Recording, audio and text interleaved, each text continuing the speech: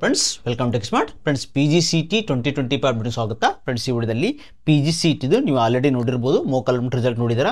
ಹೀಗೆ ಅದಕ್ಕೆ ಮತ್ತೆ ಮೇನ್ ರಿಸಲ್ಟ್ಗೆ ಏನು ಡಿಫ್ರೆನ್ಸು ಮತ್ತು ಮೇನ್ ರಿಸಲ್ಟ್ ಆದ ತಕ್ಷಣ ಏನು ಪ್ರೊಸೀಜರ್ ಇರುತ್ತೆ ಅಂತ ಈ ವಿಡಿಯೋದಲ್ಲಿ ಕಂಪ್ಲೀಟ್ ಆಗಿ ಹೇಳ್ತೀನಿ. ಫ್ರೆಂಡ್ಸ್ ಇದಕ್ಕೂ ಮುಂಚೆ ನಮ್ಮ ಚಾನಲ್ ಸಬ್ಸ್ಕ್ರೈಬ್ ಮಾಡಿ ಹಾಗೂ ಬೆಲ್ ಮಾಡಿ, ಇದೇ ರೀತಿ ಕಂಟಿನ್ಯೂಸ್ ಕೊಡ್ತಾ ಇರ್ತೀನಿ ನಿಮಗೆ. ಓಕೆ ಫ್ರೆಂಡ್ಸ್, ಈಗ PGCET ಆಲ್ರೆಡಿ ಮೋಕ್ ಅಲಾಟ್ಮೆಂಟ್ ರಿಸಲ್ಟ್ ನೋಡಿದ್ದೀರಾ. ಫ್ರೆಂಡ್ಸ್ ಇವಾಗ ನಿಮ್ಮ ರಿಸಲ್ಟು ಅದೇ ಸೇಮ್ ಮೇನ್ ರಿಸಲ್ಟ್ ಬರುತ್ತಲ್ಲ ಅಂತ ಕೇಳ್ತಾರೆ. ಫ್ರೆಂಡ್ಸ್ ಬರ್ಬೋದು, ಬರದೇ ಇರ್ಬೋದು. ಯಾಕಂದ್ರೆ ಏನು ಮಾಡ್ತಾರೆ ಅಂದರೆ ಇದು ಮೋಕ್ ಅಲಾಟ್ಮೆಂಟ್ ರಿಸಲ್ಟ್ ಏನಿದೆ ನಿಮ್ಗೆ ಆಲ್ರೆಡಿ ಗೊತ್ತಿದೆ, ಡಮ್ಮಿ ರಿಸಲ್ಟು. ಜಸ್ಟು ನೀವು ಏನು ಆಪ್ಷನ್ ಟ್ರೀ ಎಷ್ಟು ಮಾಡಿದ್ದೀರಾ, ಯಾಕಂದ್ರೆ ನಿಮ್ಮ ರೇಂಜ್ಗೆ ಸಿಗುತ್ತೋ ಇಲ್ಲ ಅಂತ ಒಂದು ಅಂದಾಜಿಗೆ ಇದು ಮೋಕ್ ಅಲಾಟ್ಮೆಂಟ್ ರಿಸಲ್ಟ್ ಬಿಟ್ಟಿರ್ತಾರೆ. ಯಾಕಂದರೆ ಕೆಲವು ಸ್ಟೂಡೆಂಟ್ಸು ಓನ್ಲಿ 5 ಕಾಲೇಜ್ ಹಾಕಿರ್ತಾರೆ, 10 ಕಾಲೇಜ್ ಹಾಕಿರ್ತಾರೆ.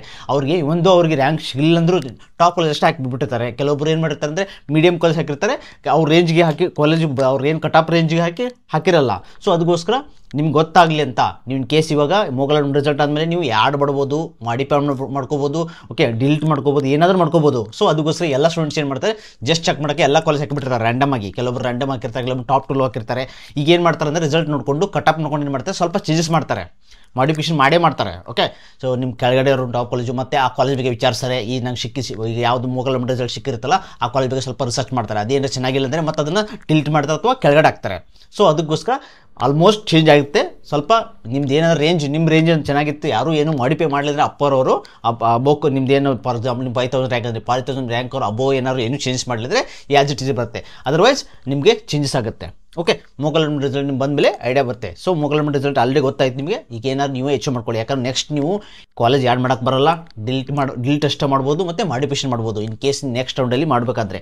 ಅದಕ್ಕೋಸ್ಕರ ಇವಾಗಲೇ ಕರೆಕ್ಟಾಗಿ ಥಿಂಕ್ ಮಾಡ್ಕೊಂಡು ನಿಮ್ಮದು ಟಾಪ್ 2 ಲಿಸ್ಟ್ ಹೆಂಗಿರ್ಬೇಕಂದ್ರೆ ನಿಮಗೆ ಆ್ಯಸ್ ಇಟ್ ಈಸ್ ನಿಮಗೆ ಇದಿಲ್ಲ ಅಂದರೆ ಇದು ಫಾರ್ ಎಕ್ಸಾಂಪಲ್ ಟಾಪ್ 1 ಕಾಲೇಜ್ ಇಲ್ಲ ಸೆಕೆಂಡ್ ಕಾಲೇಜ್ ಹೋಗ್ತೀನಿ, ಸೆಕೆಂಡ್ ಇಲ್ಲ ಥರ್ಡು. ಯಾಕಂದ್ರೆ ಆಮೇಲೆ ನೀವು ಏನೂ ಮಾಡೋಕ್ಕಾಗಲ್ಲ. ಹೋಲ್ಡ್ ಮಾಡ್ಕೊಂಡು ನೀವು ಸೆಕೆಂಡ್ ರೌಂಡ್ಗೆ ವೇಟ್ ಮಾಡ್ಬೋದು. ಆದರೆ ಇವಾಗ ಏನು ಮಾಡೋಕ್ಕಾಗಲ್ಲ. ಮೋಕ್ ಅಲಾಟ್ಮೆಂಟ್ ರಿಸಲ್ಟ್ ನೀವು ಏನು ಬೇಕಾದ್ರೂ ಮಾಡ್ಬೋದು. ಫಸ್ಟ್ ರೌಂಡ್ ರಿಸಲ್ಟ್ ಆದಮೇಲೆ ನಿಮ್ಗೆ ಯಾವ ಕಾಲೇಜ್ ಆ್ಯಡ್ ಮಾಡೋಕ್ಕೆ ಬರಲ್ಲ, ಇದೇ ಲಾಸ್ಟ್ ನಿಮಗೆ. ಅದಕ್ಕೋಸ್ಕರ ಮ್ಯಾಕ್ಸಿಮಮ್ ಕಾಲೇಜ್ನ ಆ್ಯಡ್ ಮಾಡಿ. ಒಂದು ನಿಮ್ಗೆ ಸಿಗಲಿಲ್ಲ ಅಂದ್ರೆ ಪರವಾಗಿಲ್ಲ.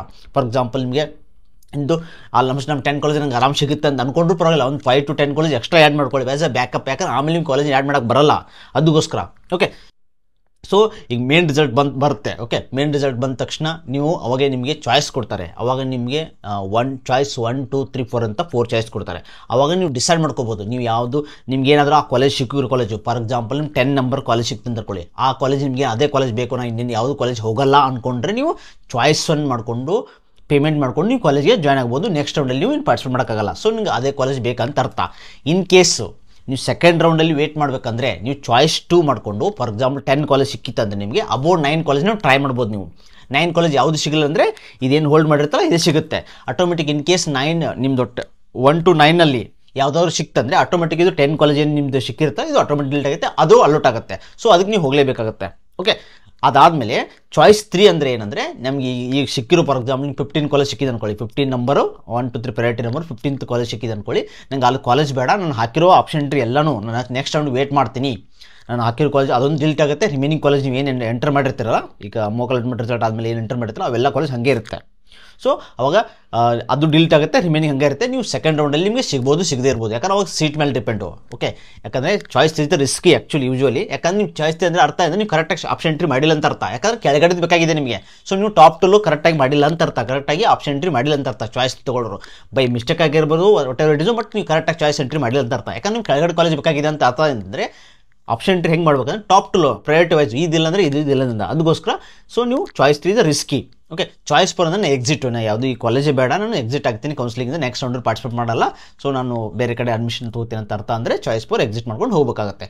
Choice selection is very very important. ಅದಕ್ಕೋಸ್ಕರ ಈಗ ಮೋಕ್ ಅಲಾಟ್ಮೆಂಟ್ ರಿಸಲ್ಟ್ ಬಂದಿದ್ದಲ್ಲ, ಏನು ಮಾಡಿಫಿಕೇಶನ್ ಬಿಡ್ತಾರಲ್ಲ ಆರಾಮ್ಸೆ ನೀವು ಮಾಡಿಫಿಕೇಶನ್ ನಿಮ್ಗೆ ಹೆಂಗೆ ಬೇಕು ಹಂಗೆ ಮಾಡ್ಕೊಳ್ಳಿ.